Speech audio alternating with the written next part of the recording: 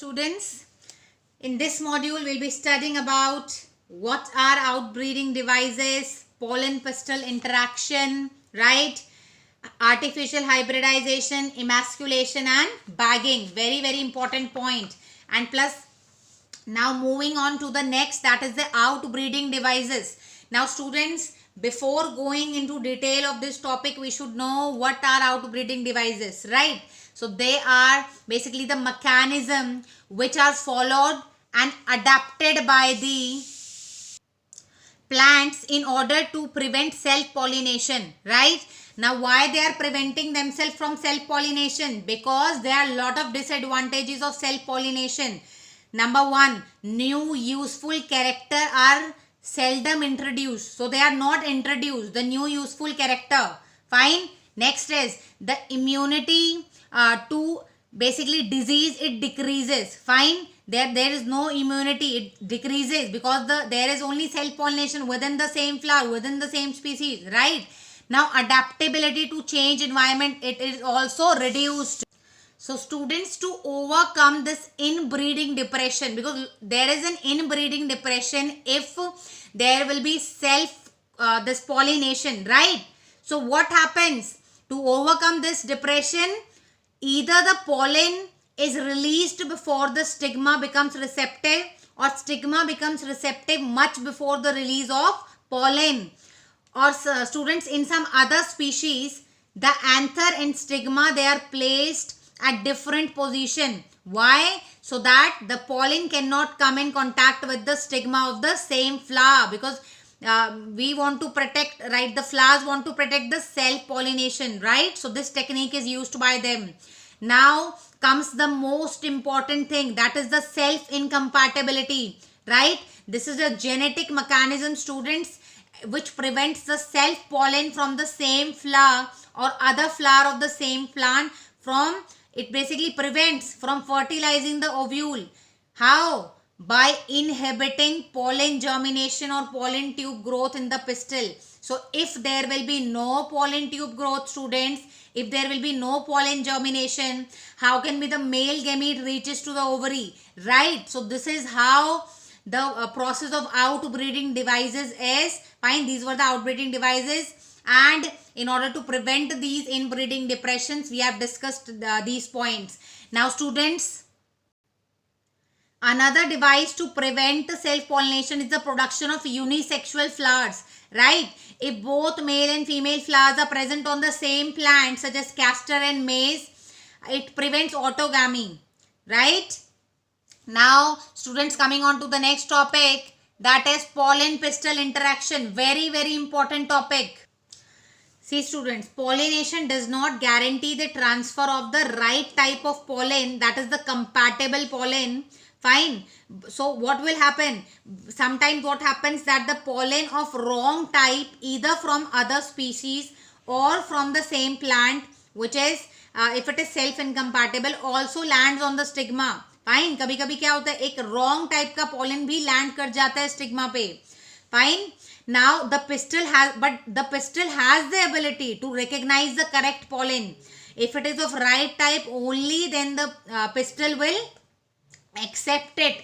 If it is of wrong type, students, then the pistil rejects the pollen by preventing pollen germination on the stigma, right?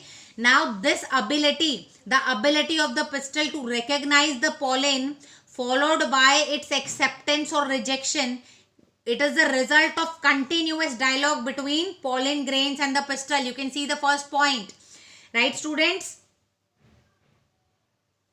So you can see here, if it is of wrong type, or we can say incompatible, it is rejected, and if it is of right type, compatible, then it is accepted.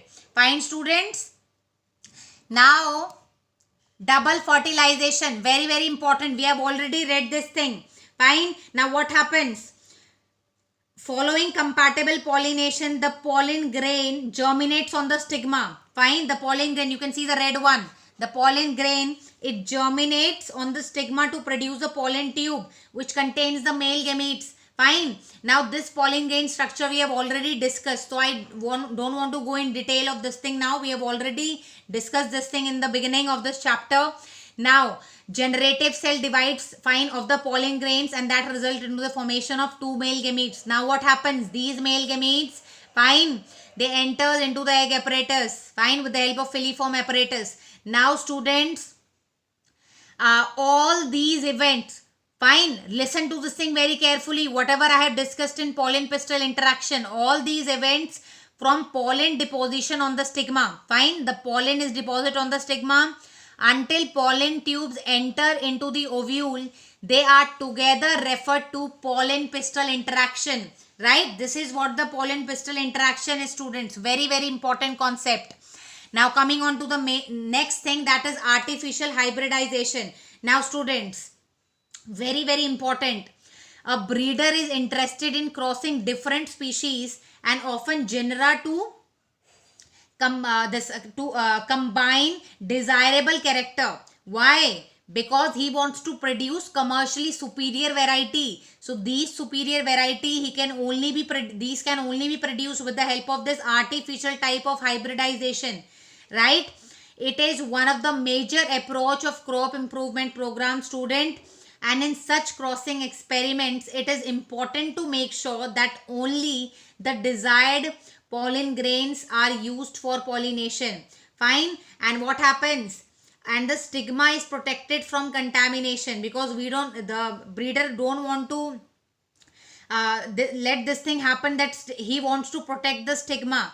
Fine. Otherwise, that stigma will be contaminated from unwanted pollen.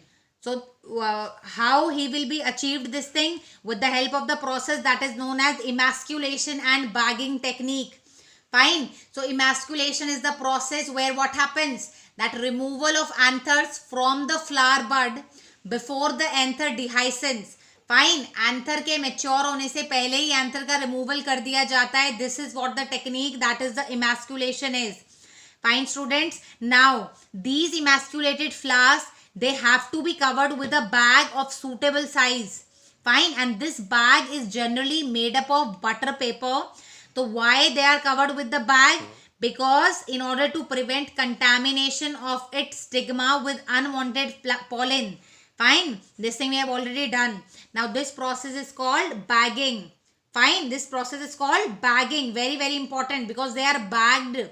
Now students, when the stigma of bagged flower, they attains receptivity. Fine, the maturity. So what happens? The mature pollen grains, they are collected from the anther. Fine, because they will be releasing from the anther only, students, of the male parent. And finally, they are dusted onto the stigma. Fine, of some other plants, of some other species. Fine, this is what the artificial hybridization is. And the flowers, they are rebagged and the fruits allowed to develop. So this is what the process is. So students, I hope these topics are clear to each one of you. Thank you.